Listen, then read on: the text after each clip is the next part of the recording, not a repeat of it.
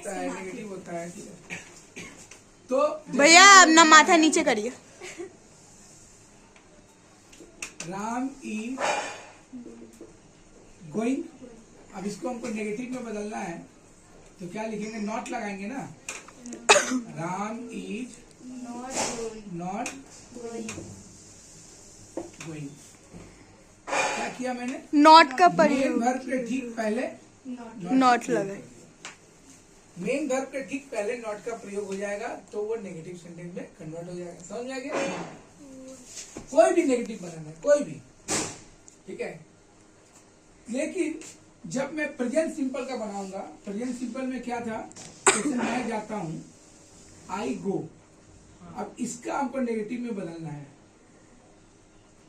ठीक है, नेगेटिव में। तो कैसे बदलेगा, यानी मैं नहीं जाता हूं, ये तो ट्रांजिशन होगा। तो तुम यहाँ क्या करोगे, तो यहाँ पे तो मेन वर्ब के पहले आए, जब नॉट लगेगा तो मैंने कहा था ये प्रेजेंट सिंपल है, क्या है ये नॉट गोइंग। प्रेजेंट सिंपल है। प्रेजेंट सिंपल होने से ही या पास्ट सिंपल होने से ही डू डैट डिड का प्रयोग होता है। प्रेजेंट सिंपल में डू डैट डिड किसका प्रयोग होगा, प्रेजेंट सिंपल में डू डैट डिड तीनों में से किसका प्रयोग होता है प्रेजेंट सिंपल में, डू और डच का। हाँ। अब आई के साथ डू लगेगा या डच लगेगा, आई डज नॉट डज लगेगा। डू में डू लगता है प्लूरल के साथ, डच लगता है सिंगुलर के साथ। मत आई डज नॉट, आई क्या है, सिंगुलर। इसमें भी अपवाद है। कैसे? आई दो तीन जगह पे अपवाद का काम करता है, बहुत डीप बात बता रहा हूँ, कंफ्यूज नहीं हो इसलिए डिक्लियर समझ लो। एक तो आई के साथ हमेशा हैव लगता है, आई हैव। आई के साथ कभी भी हैज का प्रयोग नहीं होगा, कहीं भी नहीं होगा, अगर कहीं है तो वो गलत है। आई के साथ अगर कहीं पर तुमने हैज देख लिया दैट मीन्स रॉन्ग। आई के साथ हमेशा हैव लगता है। जब आप प्रेजेंट परफेक्ट टेंस में पढ़ते हैं कि हैज, आपने पढ़ा वहां पे कि हैज लगता है, मैंने बगल में लिखा S, that means singular. Has singular के साथ लगेगा और हैव प्लूरल के साथ। तो फिर ये देखने के बाद आप हमसे झगड़ा करने आइएगा कि सर ये क्या बात हुआ, आप दिखाए हैज सिंगुलर है, आई का मतलब मैं मतलब मैं अकेला, तो सिंगुलर लगना चाहिए। तो मैं बताऊंगा यहाँ पर आई क्या है, अपवाद है, एक्सेप्शनल केस, जो नियम का पालन नहीं करता। हाँ, एक आदमी गुंडा है, टैक्स नहीं देता, बिना टैक्स दिए निकल जाता। तो ये कहानी है आई का। इसी हिसाब से आई यहाँ पर भी है, आई यहाँ पर भी खतरनाक है। आई दो तीन पकड़ो ना थोड़ा, आई दो तीन जगह पे खतरनाक है। और कहाँ खतरनाक है, आई के साथ हज का यहाँ नेगेटिव होगा, नेगेटिव के हिसाब से मेरा आई के साथ लगना चाहिए, यहाँ नॉट लगाने जाएंगे तो आई के साथ मेरे को लगाना क्या चाहिए, मैंने यहाँ पे दिखाया है डच लगाना चाहिए, क्योंकि आई सिंगुलर है।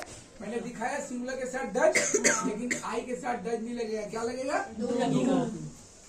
और तब लगेगा नॉट। तो यहाँ दो बात आती है, आई डू नॉट गो, यहाँ तीन बात आ गई, तीन बात, 3 point. This is very very complicated sentence. यहाँ तीन बातें, बहुत गहराई से इस बात को समझना है। ये तीन कठिन बातें क्या है, ठीक है, इतना डेप्थ अगर समझ लो, टेंस एकदम बारीकी से क्लियर हो जाए। तीन बात में नंबर 1, आपका 3 क्वेरी मैं पहले ही बता दूंगा, मुझे पता है कि तुम्हारे मन के ध्यान में नहीं भी लगा तो मैं निकाल के बता दूंगा कि तुम ये पूछना चाह रहे हो। पहला प्रश्न तो ये पूछना चाह रहे होगे कि आई सिंगुलर है, हम भी देख रहे हैं, ठीक है, आई सिंगुलर है और सिंगुलर के साथ में मैंने यहाँ दिखाया है, सो जाती है, मैंने यहाँ सिखाया है कि सिंगुलर के साथ में उसके भी पहले प्रश्न इस बात को समझ लो कि डू क्यों लगा। डू इसलिए लगा क्योंकि यहाँ पे नॉट लगाना है। मैंने बता ही दिया था कि प्रेजेंट सिंपल और पास्ट सिंपल में अगर नॉट का प्रयोग होगा या प्रश्न पूछेगा तब डू या डच लगेगा। तो नॉट लगा इसलिए डू लगा है, ठीक है। यहाँ पे तो डू नहीं है, यहाँ डू डच नहीं है, लेकिन यहाँ पे डू अपने आप प्रकट हो जाएगा। ए भाई अब नॉट का मेरा बारी है, नॉट लग रहा है, अब हम आएंगे। और यहाँ नॉट लग रहा है, हम नियम में बोल ही दिए हैं कि नेगेटिव और इंटीग्रेटिव जब रहेगा हम आएंगे यहाँ, तो आ गया वो। नेगेटिव लगा, नॉट लगा, इसलिए आ गया डू, ठीक है ना। तो डू आ गया नंबर 1 बात। अब नंबर 2 बात है कि डू ही क्यों लगेगा, ये एक सिंगुलर है, ठीक है।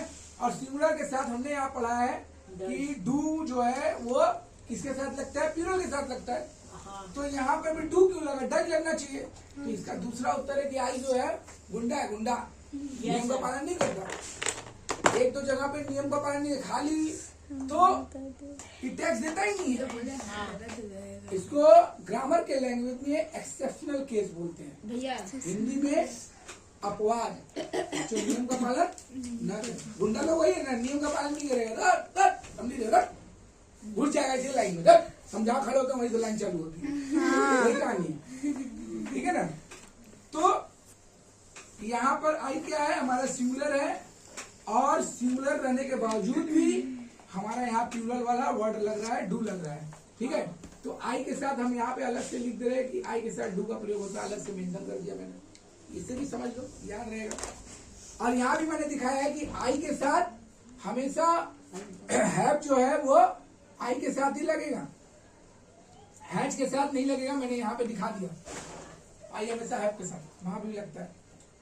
अच्छा, और किन बातों को समझना है, और ये बात समझना है कि आई डू नॉट गो, अगर मान लो आई के जगह पर मान लो ही होता, अच्छा आई रहने दो अभी फिलहाल, एक एग्जाम्पल रहने दो।